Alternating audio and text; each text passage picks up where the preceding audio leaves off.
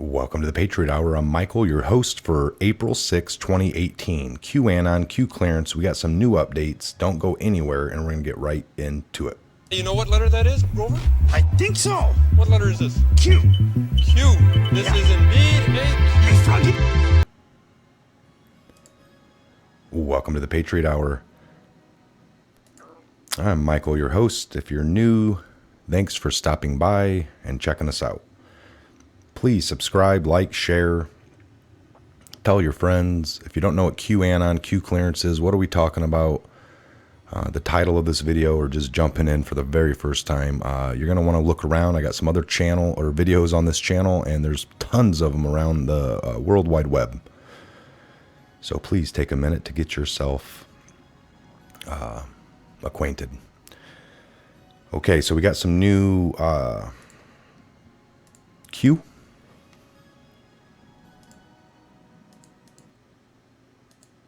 Let's get these zoomed in here. And yes, I know shortcuts on a keyboard. It's just easier for me to use a mouse running all of this software and doing everything I'm trying to do. I've been getting a little better at it lately. Okay, so the last one I went over, I believe,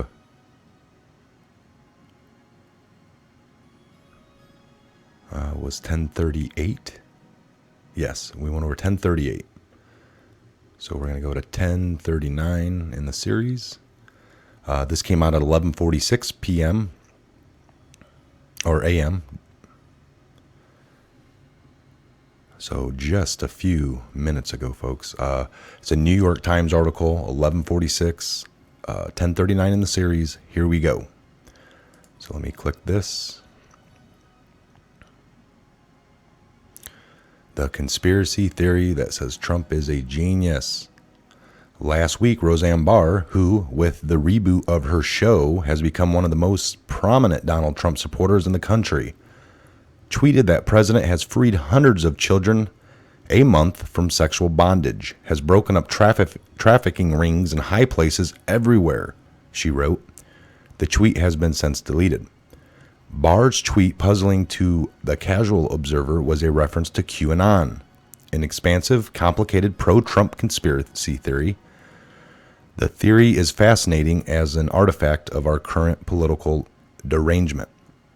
But more than that, it's profoundly revealing about the lengths to which some Trump supporters will go to convince themselves that his presidency is going well. So as Paris Martineau explained in the New York Magazine, QAnon was born last October when someone claiming to have Q-level security clearance started a cryptic thread on the 4chan.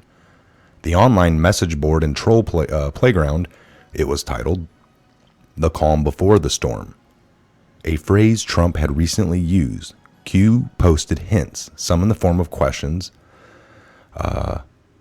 ostensibly meant to help clued in Trump supporters understand what was really going on in Washington beneath the facet of chaos and incompetence.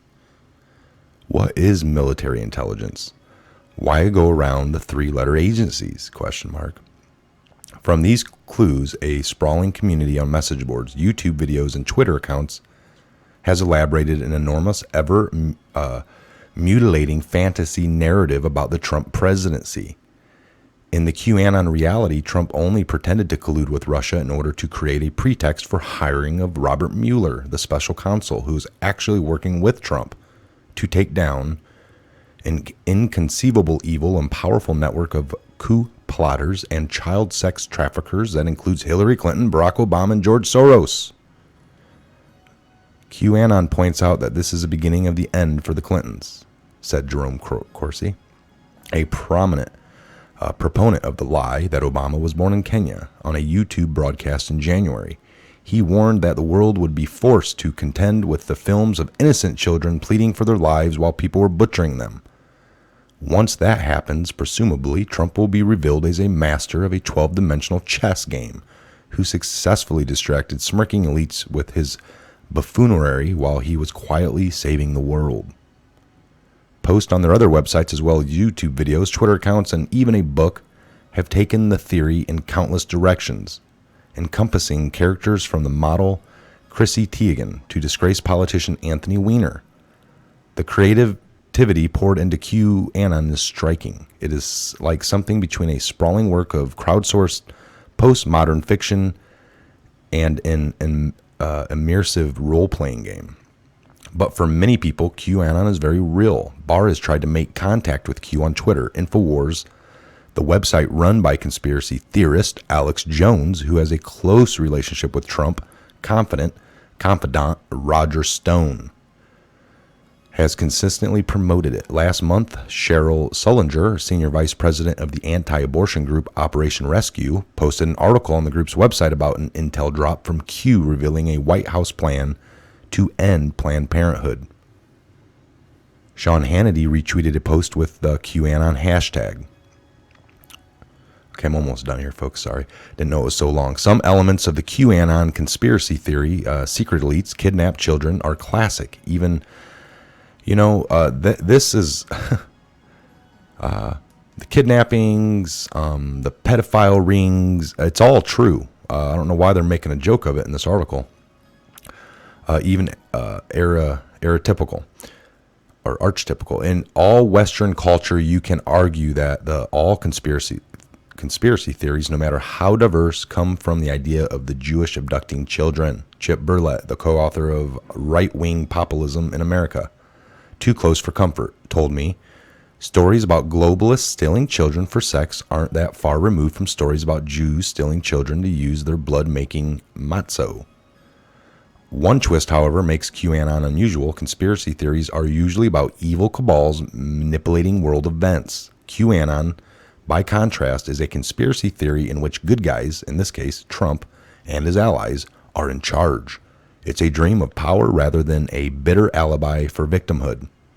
It seems designed to cope with the cognitive dissonance caused by the gap between Trump, as his faithful followers like to imagine him, and Trump as he is.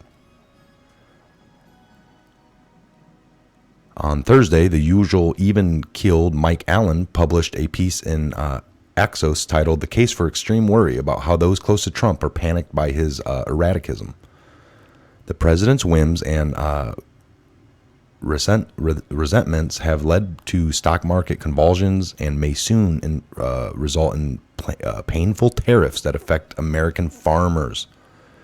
I don't think they've cared about American farmers for a long time. An important part of the base, Mueller's special counsel investigation continues to close in. Republicans have lost special election seats in red-leaning areas all over the country, but QAnon offers assurance that everything is under control. Barr, for example, retweeted a QAnon post arguing that conservative criticism of the omnibus spending bill, legislation many on the right deplored, was short-sighted. In releasing funds to the military, it said, the bill would set off a climatic series of events. Swamp drain begins. Military seizes trillions in cabal assets, returning them to the people. An Inspector General report would then reveal the establishment's unspeakable crimes, after which the strings will be cut from the propaganda machine and people will stop falling for the garbage MSN, or mainstream media. Trump and those who believe in him would be vindicated. You don't create a wild fantasy about your leader being a covert genius unless you understand that to most people he looks something quite different. You don't need an occult story about how your side is secretly winning if it's actually winning. Publicly, many right-wing politicians and pundits dissident the Mueller investigation and pretend to believe that Trump's ties to Russia are negligible. But among part of the Trump base, the effort to explain them appears to be creating psychic strain. You cannot possibly imagine the size of this, said a Q dispatch last month. Trust the plan. Trust there are more good than bad. Q almost certainly doesn't know any state secrets, but he, she, or they understand that some fervent Trump supporters require more reassurance than they're willing to admit. Their desperate conviction that they will be proven right about Trump betrays a secret fear that they will be proven wrong. Okay, so that was something that Q wanted us to read. So there it starts. Here we go.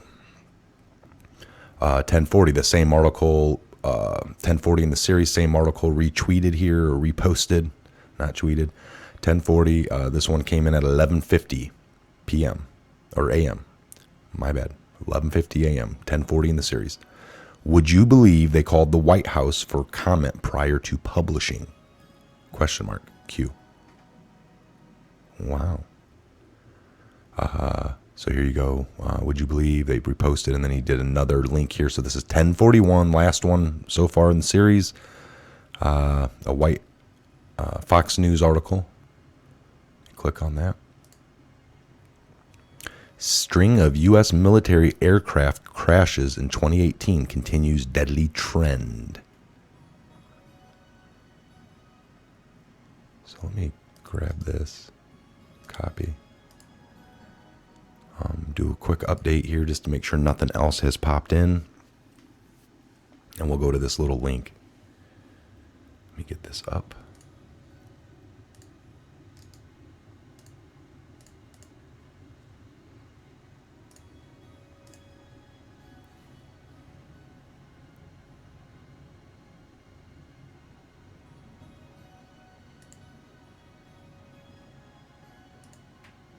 It's been another tragic week for U.S. military aviation. 5 service members have died, and the accidents are continuing. National security correspondent Jennifer Griffin is at the Pentagon with the fallout. Good evening, Jennifer. Good evening, Brett. Late today, the Air Force identified the pilot killed in yesterday's F-16 crash outside Las Vegas. Major Stephen Del Bagno flew for the elite Thunderbirds, had more than 3,500 flying hours in 30 different types of planes. He was very experienced, yet his fighter jet crashed during a routine training flight near Nellis Air Force Base. It marks the 3rd crash for the Thunderbirds in less than 2 years, and the 3rd military aircraft to crash in the past 2 days. On Tuesday, a Marine Corps Super Stallion helicopter crashed in Southern California, killing 4 Marines. Earlier that day in the East African nation of Djibouti, a Marine Harrier jet crashed on takeoff. The pilot ejected and was released from the hospital, but today the Djibouti government grounded all U.S. military flights, including drones, from the largest American base in Africa, hindering counterterrorism operations. There have been 5 non-combat aviation crashes this year alone, killing 9 service members. 37 were killed in air crashes last year, nearly double the number killed in 2016. But a top general at the Pentagon would not call it a crisis. I would reject wave and crisis. Those are mishaps that occurred. We're going to look at each one in turn. Each one is tragic. We regret each one. We'll look at them carefully.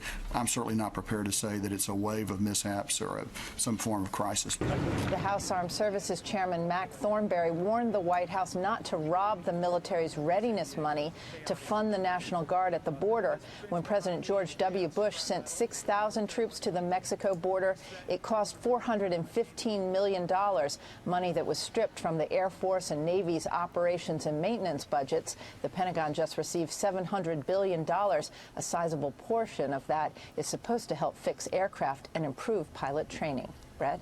Jennifer Griffin at the Pentagon. Jennifer, thank you. Okay.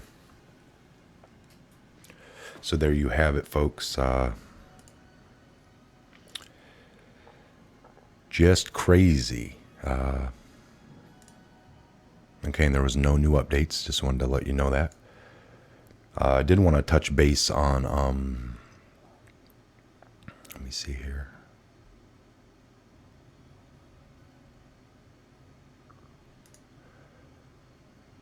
So we know this kind of passed as well. I want to touch base. News about Illinois' assault weapons ban. An Illinois town just banned assault weapons. A penalty if you keep one from $200 to up to $1,000 a day. I was reading somewhere else. So it was as little as $200 a day to up to $1,000 a day. Illinois town votes to ban. Illinois town passes an assault weapons ban. See how the wordage is just assault weapon? I was talking to a friend about this a little bit ago, and it's like, to me, any weapon you use to go after somebody else is considered an assault weapon. At that point, you assaulted somebody. That is very, see how they're twisting the lingo here? They're going to do something like this, and then when it doesn't work, they'll come back and be able to say, well, we got rid of these certain guns, but all guns are an assault weapon. Once you use it on somebody, we need to ban them all. That is the lingo, the flip. They're trying to re-educate you, just like, when 9/11, a plane hits, it's like, this is what it looks like when a plane hits and a building collapses. They try to reprogram your brain. That takes me to another subject, Q, being a psyop. Well, if this is a psyop or a game, what is the real media? The mainstream media. It's not real. We know that. They're pushing their agenda. They're sitting there on stories like this. Assault weapon. Doesn't even make sense. That's covering all weapons. They're just going to go after a portion of them now. When it doesn't work, they'll come back at you and say, well, we already had the wording right, assault weapon. But that's going to cover a little bit more than just these other weapons that we were talking about. Now we're going to add this little notation in there. So it's a crazy road to go down, folks. It really is. The wordage, constantly in these last several years, we've been hearing words like, if you're, we already have a law, we already have a border and a law for that. You got people in there that try to enforce it. They're considered racist. That again, these words don't make sense for what they're trying to use it for. They're just trying to take advantage of the people out there that don't know much, and spin some stuff on you like you've never seen and hope that it sticks. They're trying a whole bunch of little things. They're probably putting too much out there, and you get these same folks that contradict themselves when they're talking. They don't even make sense. You're trying to have a conversation, and it's just so people watch this fake news every day, MSN. They hear it, they take it in their brain, they spit it back out. They watch it, they repeat it, and then when they don't get the answer or it goes all to hell, they're back to the news asking what to do now, what next. Watch 9/11 tapes when there was certain people that had video cameras set up. This one lady was doing some kind of college project, so she had her camera set up in her apartment, and it just happened to get this plane, and people are screaming, why isn't the news telling me what to do? They want to be told what to do. And you should be thinking for yourself. So that, to me, that's a psyop. People want to question about this information or Q's information. Fine, possibly. But how about the mainstream? Is that not a psyop? Is that not bull crap? Think about it. You guys don't even know what you're asking for. Or, you just don't give things up. Hell, all last year they were calling Trump Hitler, and now you have a portion of the country trying to give them your guns.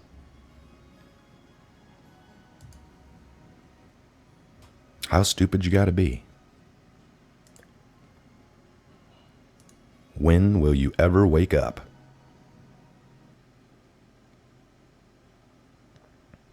Okay, folks, I'm Mike. Just want to do that update for you. A little upset with what I was seeing on the old mainstream as well. It happens. So, okay, keep doing your research. Keep fighting for freedoms and liberty. Don't give up anything to these idiots. Because once you give an idiot something, you can't get it back. God bless and have a good day. You know what letter that is, Grover? I think so. What letter is this? Q. Q. This is indeed a Q. Hey, Froggy.